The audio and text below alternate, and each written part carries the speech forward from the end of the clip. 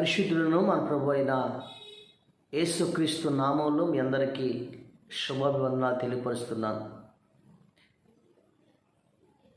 నీ ఆశీర్వాదం అంతా నువ్వు ప్రతిరోజు చేస్తున్న ప్రార్థనలోనే దాగి ఉంది. తెలుసా ప్రియమైన సహోదరుడా, నీ యొక్క అభివృద్ధి అంతా నువ్వు రహస్యంగా చేస్తున్న ఈ ప్రార్థనలోనే దాగి ఉంది. ఆ ప్రార్థనలోనే నీ ఆశీర్వాదము, నీ అభివృద్ధి, నీ అక్కరలు, నీవు అనుకున్న సమస్యలకు పరిష్కారము నీ ప్రార్థనలోనే దాగి ఉన్నది. ఆ ప్రార్థన, నువ్వు చేసే ప్రార్థన దేవుడికి అనుకూలంగా ఉండాలి. అది అనుకూలమైతే, దేవునికి ఇష్టముగా ఉంటే, నువ్వు అడిగినది నీవు పొందుకుంటావని ఈరోజు దేవుని వాక్యం సెలవిస్తుంది. ఎలాంటి ప్రార్థన చేయాలో తెలుసా? ఒకరోజు ఒక భిక్షగాడు ఒక పెద్ద హోటల్ ఉంటే, ఆ హోటల్లోకి జనం అందరూ వచ్చినప్పుడు ఆ హోటల్లోకి వెళ్ళేవాడు. కడుపు నిండా భోజనం చేసేవాడు. ఆ జనాల మధ్యలో నుండి ఆయన బిల్లు కట్టుకుంటూ వెళ్ళిపోయేవాడు. ఇలా ప్రతిసారి చేస్తున్నాడు ఆ భిక్షగాడు. అయితే ఒకసారి ఇలాగ జనాలు కిక్కిసిపోయి ఉన్నారు. టేబుల్ పక్కన కూర్చున్నాడు, భోజనం చేశాడు, బిల్లు కట్టుకొని వెళ్ళిపోతున్నాడు. ఆ పక్క టేబుల్ చూసి ఒక ఆయన అన్నాడు, రిసెప్షన్ దగ్గరికి వెళ్ళి, సార్, ఆ భిక్షగాడు భోజనం చేశాడు, కడుపు నిండా బిల్లు కట్టుకొని వెళ్ళిపోతున్నాడు అని చెప్పాడు. ఆయన నవ్వాడు. ఎవరు? ఆ ఓనర్ నవ్వాడు. నాకు తెలుసండి. తెలుసా? మరి ఎందుకని బిల్లు కట్టమని అడగలేదు? ఆయన ప్రతిరోజు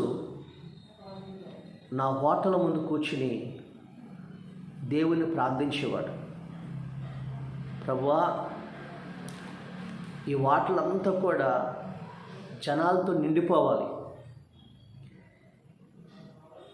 ఈ జనాల మధ్యలో నేను కడుపు నిండా భోంచేసి ఆ ఓనర్ గారు నన్ను గుర్తుపట్టకుండా, బిల్లు కట్టకుండా ఈ జనాల రద్దీలో నేను వెళ్ళిపోవాలని ఆ భిక్షగాడు ప్రార్థన చేస్తూ ఉన్నాడు.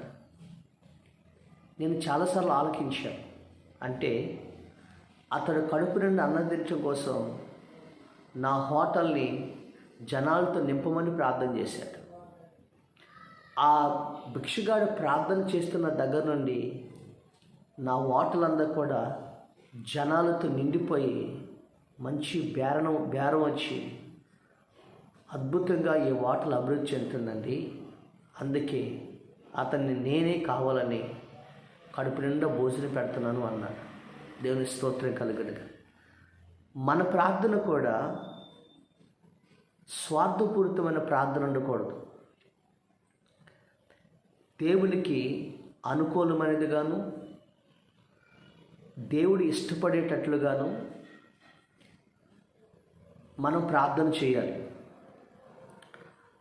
సొలొమోను ఉన్నాడు కదా,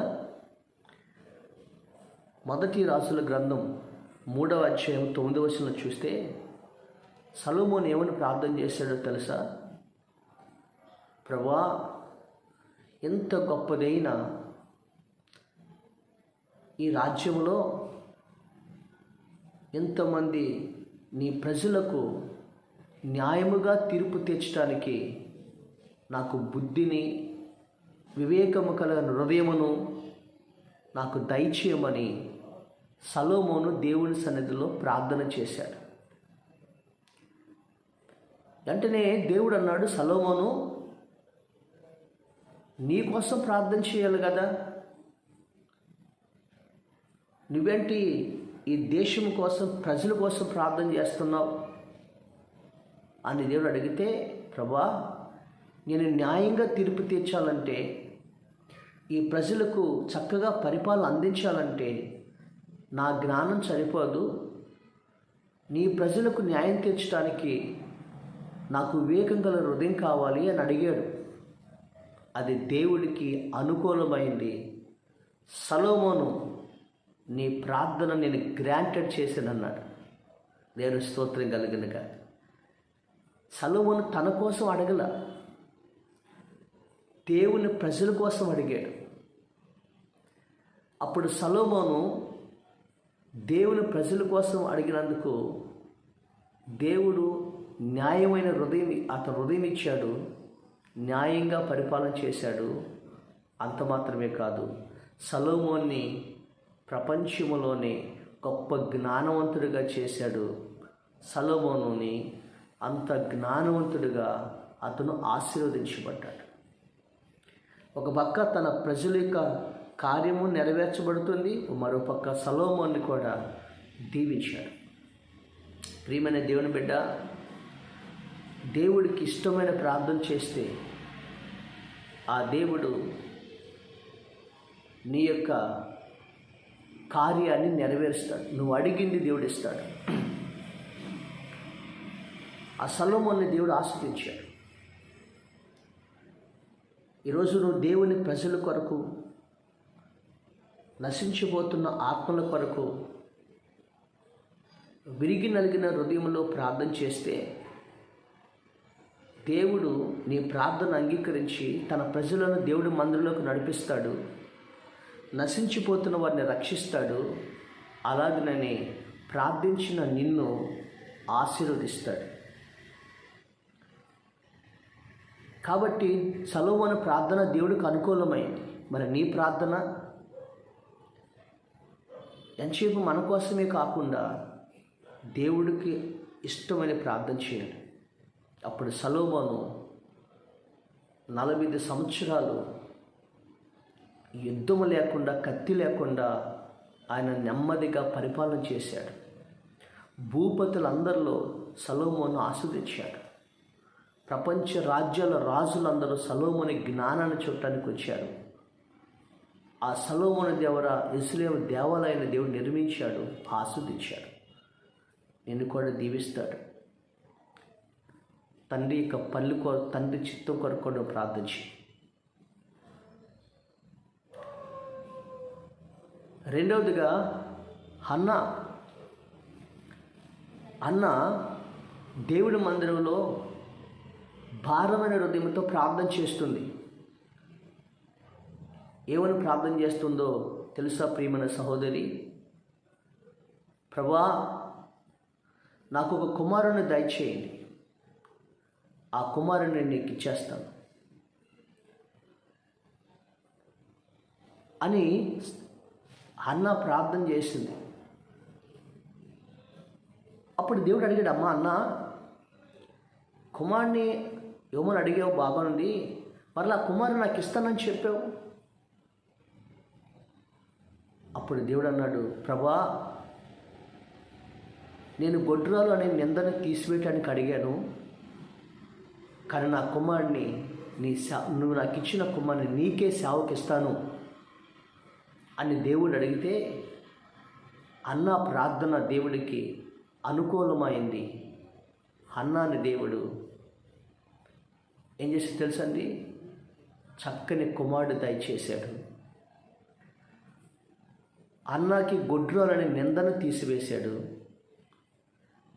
హన్నా తిరిగి తన కుమారుడిని దేవుడికి ఇచ్చింది. దేవుడు తిరిగి 6 సంతానాన్ని అన్నాకి దేవుడు దయచేశాడు. Praise the lord. ఏమి అంది అన్న? అయ్యా, ఈ షిలోహు మందిరములో సేవకులు కొరత ఉంది, సేవకులు సరిగా పనిచేయట్లేదు. నా కుమారుని నీ సేవకు కొరకు పెంచుతాను, నా కుమారుని నీ సేవ కొరకు ఇస్తాను అని దేవుడికి కండిషన్తో అడిగింది. అది దేవుడికి ఇష్టమైంది, దేవుడిచ్చాడు. ప్రియమైన దేవుడి బిడ్డలారా, దేవుడు అడుగుతున్నావు, దేవుడు నీకు ఇస్తున్నాడు, ఇచ్చిన దాన్ని దాచుకుంటువే కానీ తిరిగి దేవుడికి ఇచ్చేది ఏమైనా ఉందా? ఈరోజున భక్తులు విజయం సాధించడానికి, ఆశీర్వదించడానికి వారి యొక్క ప్రార్థన దేవుడికి అనుకూలమైంది. ఈరోజు సొలొమోను లాగా దేవుని ప్రజల కొరకు నేను ప్రార్థన చేస్తున్నాయా అని నువ్వు దేవునికి సువార్త ప్రకటిస్తున్నాయా, దేవుని సంఘములో ఆత్మల భారముతో ప్రార్థిస్తున్నాయా, నడిపిస్తున్నాయా అని నువ్వు ప్రార్థన చేయొచ్చుగా. నిన్ను దేవుడు ఆశీర్దిస్తాడు. సంఘంలోకి వచ్చి వెళ్ళిపోవటమే కాకుండా సంఘం కొరకు భారమైన ప్రార్థన చేయి. సొలొమోను ప్రార్థన ఆలకించినట్లుగా నీ ప్రార్థన ఆలకిస్తాడు.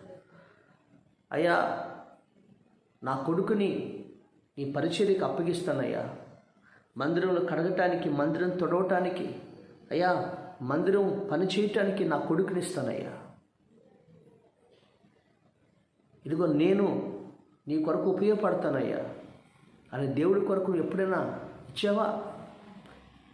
అలా ఇచ్చి చూడు. నీ బిడ్డల్ని దేవుని కొరకు ఉపయోగించుడు.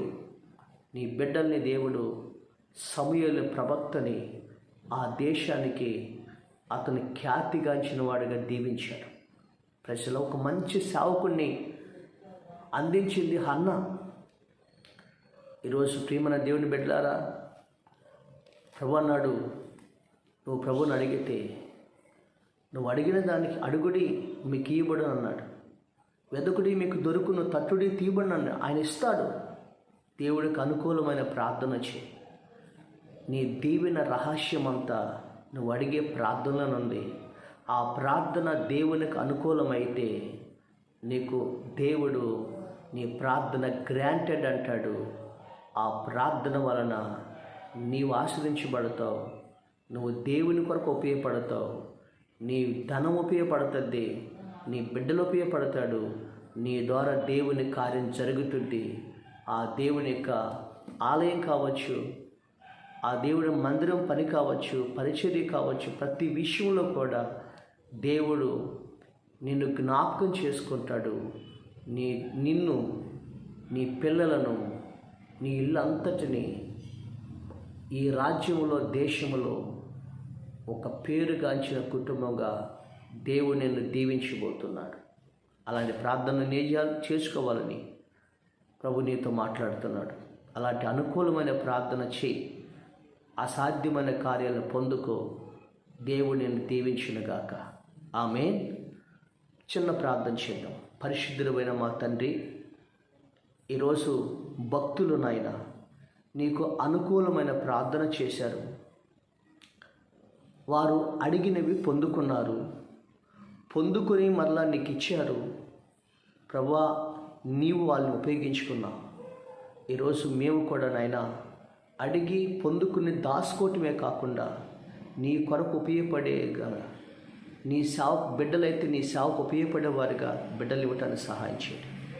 ఒకవేళ మనం అడిగిన ధనమైనా ఏ పనైనా నీ మందిరం కొరకు ఉపయోగపడేదిగా చేయటం సహాయం చేయండి. అలాంటి బిడ్డలుగా దీవించండి. ఎవరైతే గర్భము లేకుండా, గర్భఫలం లేకుండా గొడ్రాలుగా ఉన్నారో వారి గర్భాన్ని తెలవండి.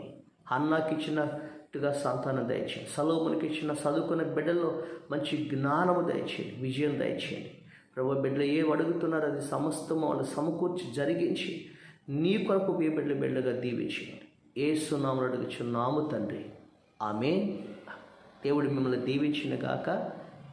దేవుడు కొంతమందికైనా మీరు షేర్ చేయండి, ఈ ఛానల్ని సబ్స్క్రైబ్ చేయండి.